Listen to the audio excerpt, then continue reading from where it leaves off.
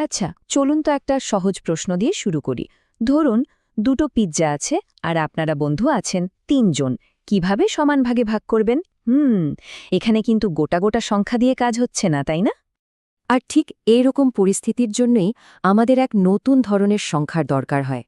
মানে যখনই কোনো কিছু ভাগাভাগি করার প্রশ্ন আসে, শুধু পূর্ণ সংখ্যা দিয়ে আর কাজ চলে না। আর এই দরকার থেকেই জন্ম হয় এক বিশেষ ধরনের সংখ্যার। তো আজকের এই পর্বে আমরা ঠিক সেই মূলদ সংখ্যা বা রেশনাল নাম্বারসের দুনিয়াতেই ডুব দেব। তাহলে চলুন একদম গোড়া থেকে শুরু করা যাক। প্রথম প্রশ্নটাই হলো, এই যে মূলদ সংখ্যা বলছি, এটা আসলে কি জিনিস? বিশ্বাস করুন, এর পেছনের আইডিয়াটা কিন্তু একদম সহজ।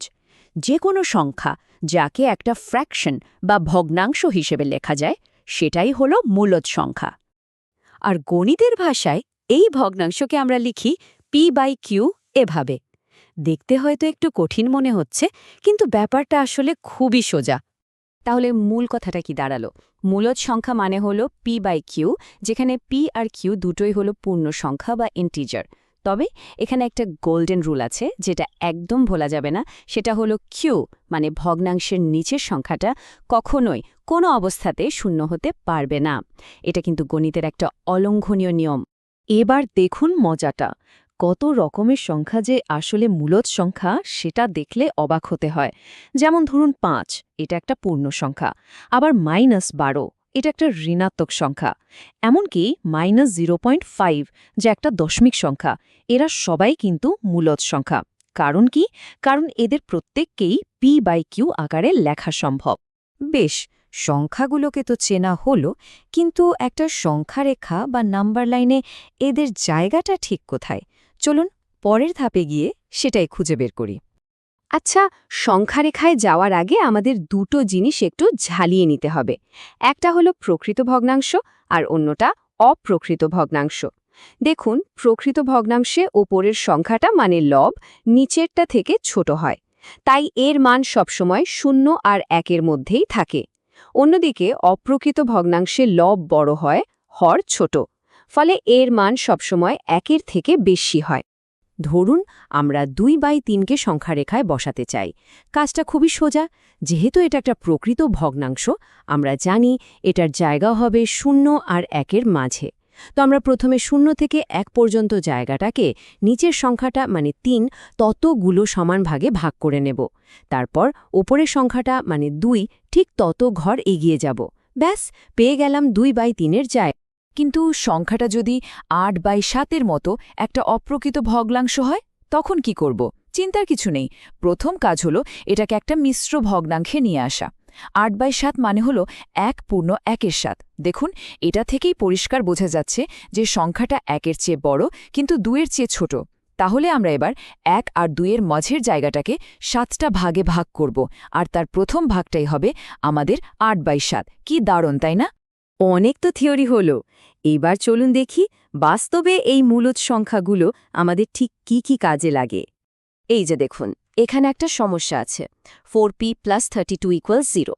আমাদের কাজ হলো এখান থেকে p এর মানটা বের করা আর তারপর সেটাকে p/q আকারে দেখানো। চলুন এটাকে স্টেপ বাই স্টেপ সমাধান করা যাক। প্রথম ধাপে আমরা 32কে সমান চিহ্নের ওপাশে নিয়ে যাব। তাহলে সমীকরণটা দাঁড়াবে 4p = -32।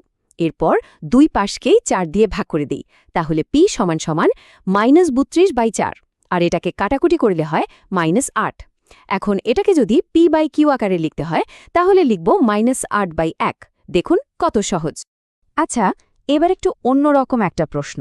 ধরুন 9/11-র সাথে কত যোগ করলে উত্তরটা 0 হবে? প্রশ্নটা শুনতে খুব সোজা মনে হলেও এটা কিন্তু গণিতের একটা খুবই জরুরি কনসেপ্টের দরজা খুলে দেয়। এর উত্তর হল সংখ্যাটার যোগাত্মক বিপরীত বা অ্যাডিটিভ ইনভার্স। মানে ঠিক ওই সংখ্যাটারই নেগেটিভ ভার্সনটা। এখানে সেটা হলো -9/11। নিয়মটা হলো যে কোনো সংখ্যার সাথে তার যোগাত্মক বিপরীতকে যোগ করলে উত্তরটা সবসময় শূন্যই আসবে। সোজা বাংলায় একটা পজিটিভ আর তার নেগেটিভ সংস্করণ যোগ করলে ফল 0। আর বীজগণিতের সমীকরণ সমাধানের জন্য এই ধারণাটা কিন্তু একটা মাস্টার কি। যোগের মতো গুণের ক্ষেত্রেও কিন্তু এরকম একটা মজার ব্যাপার আছে। বলুন তো, -5কে কত দিয়ে গুণ করলে গুণফল 1 হবে? উত্তরটা হলো এর অন্যোন্যক বা রেসিপ্রোকাল দিয়ে, মানে -1/5। নিয়মটা হলো শূন্য ছাড়া যে কোনো সংখ্যাকে যদি তার অন্যোন্যক দিয়ে গুণ করা হয়, গুণফলটা সবসময় 1 হবে, মানে জাস্ট সংখ্যাটাকে উল্টে দিলেই তার রেসিপ্রোকাল পাওয়া যায়। আর এটাও কিন্তু সমীকরণ সমাধানের জন্য দারুণ কাজের একটা জিনিস। তো আমরা সংজ্ঞা শিখলাম, সংখ্যারেখায় সংখ্যা বসালাম, অঙ্কও কষলাম, কিন্তু আসল প্রশ্নটা হলো এই সব কিছুর মানেটা কি? আমাদের রোজকার জীবনের গুরুত্বটা ঠিক কোথায়? চলুন তাহলে পুরো ব্যাপারটা একবার এক ঝলকে দেখে নিই। আমরা কি কি শিখলাম? ১. মূলদ সংখ্যা হল p/q আকারের ভগ্নাংশ। ২. সবচেয়ে জরুরি নিয়মটা হলো নিচের সংখ্যাটা মানে q কখনোই শূন্য হতে পারবে না। ৩. আমরা দেখলাম যে সংখ্যারেখায় এদের প্রত্যেকের একটা নির্দিষ্ট আর যৌক্তিক জায়গা আছে। আর সবশেষে রোজকার জীবনের নানান সমীকরণ সমাধান করতেও যে এরা কতটা জরুরি সেটাও বুঝলাম। একটা কথা খুব সুন্দরভাবে এই বিষয়টা তুলে ধরে, রান্নার রেসিপি ভাগ করা থেকে শুরু করে নিজের টাকার হিসাব রাখা পর্যন্ত মূলত সংখ্যাই আমাদের দৈনন্দিন জীবনের অংশ আর অনুপাতের ভাষা। তাহলে শেষ করার আগে একটা প্রশ্ন রেখে যাই। বন্ধুদের সাথে রেস্টুরেন্টের বিল ভাগ করা, কেক বানানোর জন্য আধা কাপ ময়দা মাপা বা দোকানে গিয়ে ডিসকাউন্টের হিসেব করা, একটু ভেবে দেখুন তো আজকের দিনে কোথায় কোথায় আপনারা একটা মূলদ সংখ্যা ব্যবহার করবেন। গণিত কিন্তু সত্যিই আমাদের চারিপাশে ছড়িয়ে আছে। নমস্কার, আজকে আমরা একসাথে বসে ক্লাস 8-এর গণিত প্রভা বইয়ের চ্যাপ্টার 3 মানে মূলদ সংখ্যার ধারণার যে অনুশীলনীটা আছে কোষে দেখি 3, সেটার সব অঙ্ক একে একে সমাধান করে ফেলব। তাহলে আর একদম দেরি না করে চলো শুরু করা যাক। এই চ্যাপ্টারের এমন কোনো অঙ্ক থাকবে না যেটা আমাদের অজানা থাকবে। আমরা একসাথে সব সলভ করব আর পুরো বিষয়টা জলের মতো সোজা করে নেব। সবাই খাতা কলম নিয়ে একদম রেডি তো? আচ্ছা, তো সবার প্রথমে আমরা কি করব?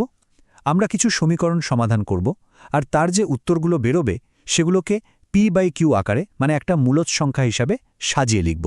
এটাই হলো আমাদের প্রথম কাজ। প্রথম অঙ্কটা দেখো, একদম সহজ। 7x = 14। আমাদের লক্ষ্য কি? x কে একা করা। তো কি করতে হবে? খুব সোজা, দুই দিককেই 7 দিয়ে ভাগ করে দিই। তাহলে x সমান কত হলো? 14/7 মানে 2। কিন্তু এখানেই শেষ না, আসল কাজটা হলো এটাকে p/q আকারে লেখা। আরে যে কোনো পূর্ণ সংখ্যাকেই তো আমরা p/q আকারে লিখতে পারি। 2 মানেই তো 2/1 হয়ে গেল আমাদের মূলত সংখ্যা। এবার একটা একটু অন্যরকম সমস্যা দেখি। কেমন? এখানে দেখো t = 8 - 12t, মানে চলরাশি বা ভ্যারিয়েবলটা সমীকরণের দুদিকেই আছে।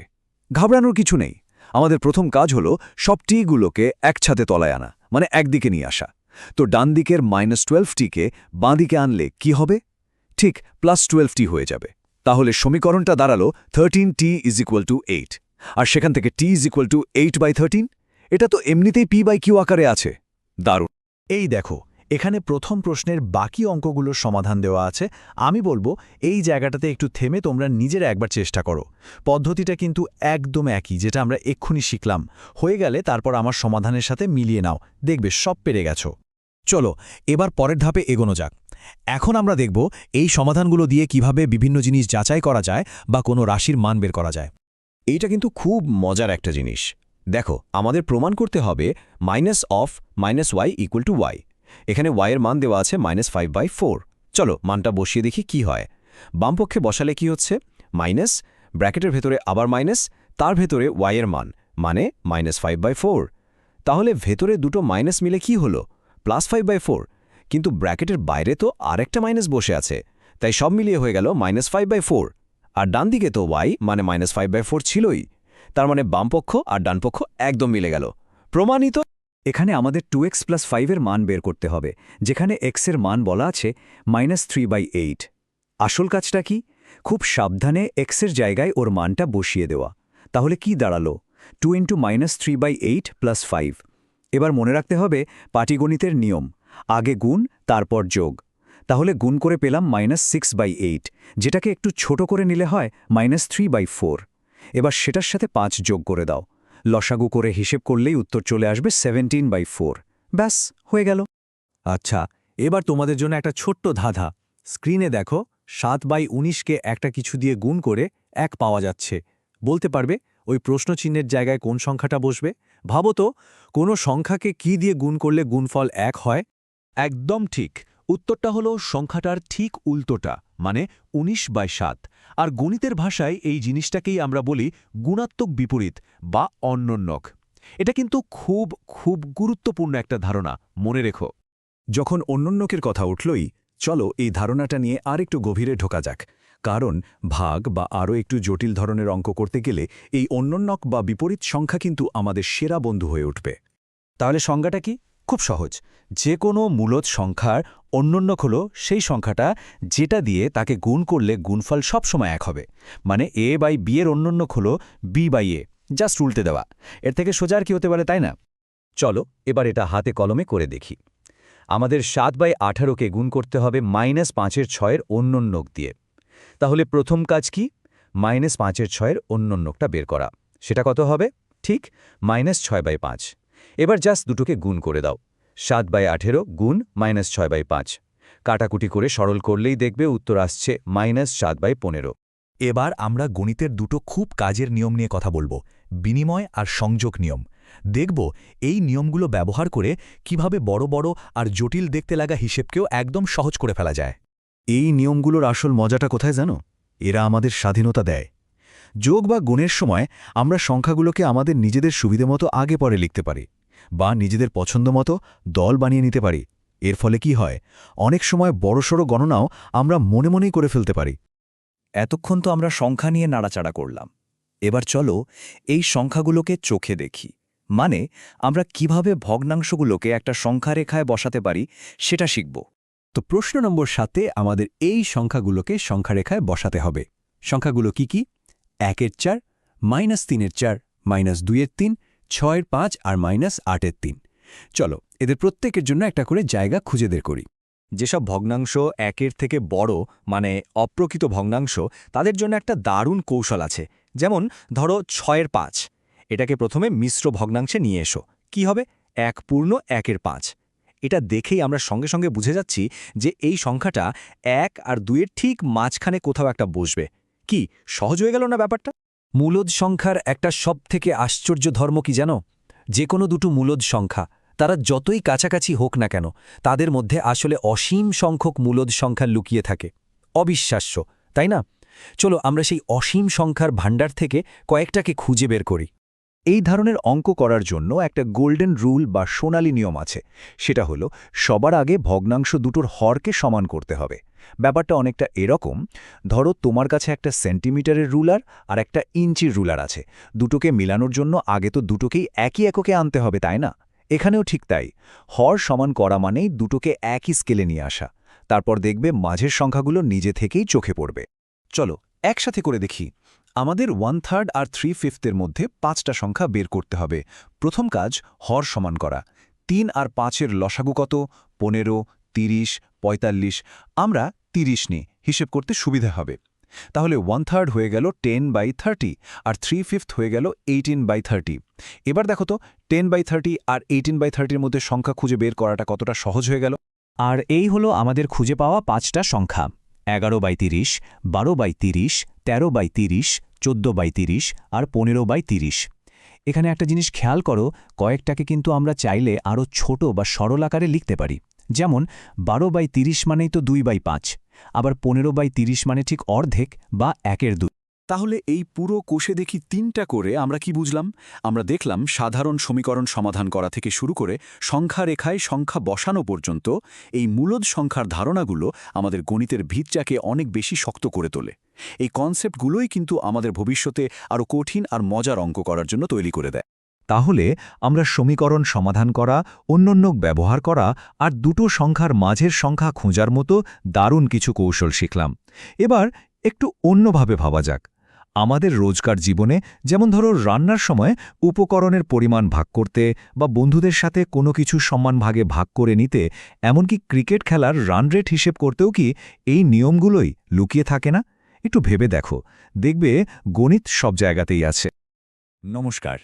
আজকের এই পর্বে আমরা গণিতের একটা খুবই জরুরি বিষয়, মূলদ সংখ্যা বা রেশনাল নাম্বারস নিয়ে কথা বলবো। বিশেষ করে পশ্চিমবঙ্গ মধ্যশিক্ষা পর্ষদের 8ম শ্রেণীর পাঠ্য বইয়ের 3য় অধ্যায়ের যে মূল ধারণাগুলো আছে, চলুন আমরা সবাই মিলে সেগুলো একবার ঝালিয়ে নিই। আচ্ছা, চলুন তো একটা বাস্তব উদাহরণ দিয়ে ব্যাপারটা শুরু করা যাক। ধরুন বন্ধুরা মিলে একটা বাসে করে বেড়াতে যাচ্ছে। বাসে মোট ৩২ জন যাত্রী ছিল। তার মধ্যে ১৫ জন একটা স্টপে নেমে গেল। তাহলে বাসে আর কজন রইল? এটা তো খুব সোজা হিসেব, তাই না? কিন্তু অঙ্কটা যদি একটু অন্যরকম হতো। দেখুন, প্রথম সমীকরণটা মানে x + 15 = 32 এর সমাধান করলে আমরা পাই x = 17, যেটা একটা স্বাভাবিক পূর্ণ সংখ্যা। কিন্তু দ্বিতীয় সমীকরণটার ক্ষেত্রে কি হবে? 2x + 15 = 32 এর সমাধান করলে যে উত্তরটা আসবে সেটা কি একটা স্বাভাবিক সংখ্যা হবে নাকি পূর্ণ সংখ্যা? এখানে কিন্তু একটা নতুন ধরনের সংখ্যার প্রয়োজন হয়ে পড়ে। এই যে ধাঁধাটা তৈরি হলো, এর সমাধানের জন্য আমাদের ঠিক কী ধরনের সংখ্যা লাগবে সেটাই আমরা এই অংশে দেখব। মানে এবার আমরা পূর্ণ সংখ্যার চেনা জগতের বাইরে এক পা ফেলতে চলেছি। এইবার দেখুন সমস্যাটা কোথায়। 2x = 17। এই সমীকরণের সমাধান হল x = 17/2। এই যে 17/2 সংখ্যাটা, এটা কিন্তু আমরা এতদিন যে সংখ্যাগুলো চিনে এসেছি, মানে স্বাভাবিক সংখ্যা বা পূর্ণ সংখ্যা, তার কোনোটাই নয়। তাহলে স্বাভাবিকভাবে এই প্রশ্নটা আসে যে এই নতুন ধরনের সংখ্যাগুলোকে আমরা কি নামে ডাকব? এদের কি কোনো বিশেষ পরিচয় আছে? হ্যাঁ, অবশ্যই আছে। চলুন পরের ধাপে গিয়ে এদের সাথে আনুষ্ঠানিকভাবে পরিচয়টা সেরে ফেলি। এইবার আমরা আসছি আমাদের আলোচনার একেবারে কেন্দ্রে। চলুন জেনে নেওয়া যাক এই নতুন সংখ্যাগুলোর আসল পরিচয়টা কি। তো এই হলো মূলদ সংখ্যার একেবারে আনুষ্ঠানিক সংজ্ঞা। সোজা কথায়, যে কোনো সংখ্যা যাকে p/q মানে একটা ভগ্নাংশের আকারে লেখা যায়, যেখানে ওপরের আর নিচের দুটো সংখ্যাই পূর্ণ সংখ্যা হবে, আর সবচেয়ে জরুরি যে কথাটা মনে রাখতে হবে সেটা হলো q মানে নিচের সংখ্যাটা হর, সেটা কিন্তু কখনোই শূন্য হতে পারবে না। এটাই হলো মূলদ সংখ্যা। আর এই সংজ্ঞাটা জানার পরেই বোঝা যায় যে মূলদ সংখ্যার জগৎটা আসলে কত বড়। সাধারণ ভগ্নাংশ যেমন 17/2 বা -8/3 এগুলো তো মূলদ সংখ্যা বটেই, কিন্তু মজার ব্যাপার হলো 5-এর মতো একটা পূর্ণ সংখ্যাও কিন্তু মূলদ সংখ্যা। কারণ কি? কারণ 5কে আমরা সহজেই 5/1 হিসেবে লিখতেই পারি। এমনকি 0ও একটা মূলদ সংখ্যা, কারণ তাকে 0/11 বা 0/5 যা খুশি লেখা যায়। তার মানে আমরা এতদিন যত সংখ্যা নিয়ে কাজ করেছি তার প্রায় সবই আসলে মূলদ সংখ্যা। বেশ, সংখ্যাগুলোকে তো চেনা হয়ে গেল। এবার তাহলে দেখা যাক এদের সাথে মেলামেশা মানে যোগ, বিয়োগ, গুণ, ভাগ এগুলো কিভাবে করা যায়। এখানে কিন্তু ঘাবড়ানোর কিচ্ছু নেই। ঠিক যেমন আমরা পূর্ণ সংখ্যা নিয়ে কাজ করি, মূলদ সংখ্যার ক্ষেত্রেও সব রকম অঙ্ক করা যায়। যোগ, বিয়োগ, গুণ, ভাগ সবই সম্ভব। শুধু একটাই শর্ত, সেই পুরনো নিয়মটা কখনোই 0 দিয়ে ভাগ করা যাবে না। এখানে একটা বেশ মজার নিয়ম আছে, যাকে বলে বিনিময় নিয়ম। মানে যোগ আর গুণের সময় আপনি যদি সংখ্যা দুটোকে উল্টে দেন, অর্থাৎ a + b এর জায়গায় b + a লেখেন, ফলাফলের কিন্তু কোনো নড়চড় হবে না। কিন্তু সাবধান, বিয়োগ বা ভাগের ক্ষেত্রে এটা করতে গেলেই কিন্তু অঙ্ক ভুল। সেখানে ক্রমটা খুবই গুরুত্বপূর্ণ। জানেন তো, এই নিয়মগুলো শুধু বইতে পড়ার জন্য নয়, এগুলো আসলে বড় বড় অঙ্ককে সহজ করার জন্য একটা দারুণ অস্ত্র। এই উদাহরণটা দেখুন। এখানে বিনিময় আর সংযোগ নিয়ম কাজে লাগিয়ে সংখ্যাগুলোকে এমনভাবে সাজিয়ে নেওয়া হয়েছে যাতে একই ধরনের হরের সংখ্যাগুলো পাশাপাশি চলে আসে। এতে কি হলো? লসাগু করে যোগ-বিয়োগ করাটা অনেক বেশি সহজ হয়ে গেল, তাই না? চলুন এবার আরেকটা মজার জিনিস দেখি। এই যে ভগ্নাংশ সংখ্যাগুলো, এদেরকে সংখ্যারেখায় ঠিক কোথায় বসানো যায় সেটা একটু শেখা যাক। দেখুন, সংখ্যারেখায় পূর্ণ সংখ্যা যেমন 1, 2 বা -3 কোথায় বসবে সেটা তো আমরা সবাই জানি। কিন্তু যদি বলি 1-এর 4কে বসাতে, সেটার জায়গা ঠিক কোথায় হবে? এটাই এখন প্রশ্ন। এর পদ্ধতিটা কিন্তু খুবই সোজা, একেবারে স্টেপ বাই স্টেপ ভাবুন। প্রথম কাজ হলো সংখ্যাটা কোন দুটো পূর্ণ সংখ্যার মধ্যে আছে সেটা খুঁজে বের করা। এখানে 1/4 হলো 0 আর 1-এর মধ্যে।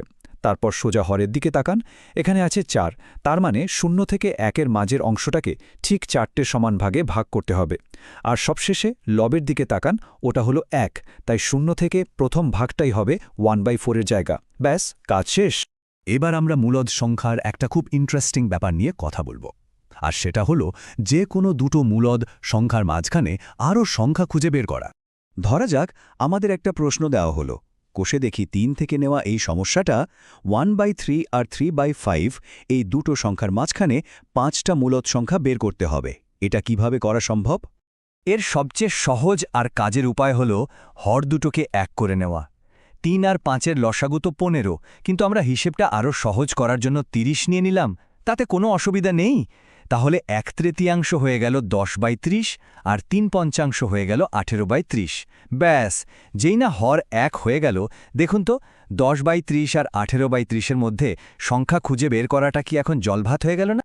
তাহলে আমরা সহজেই পেয়ে গেলাম 11/30, 12/30, 13/30, 14/30 আর 15/30।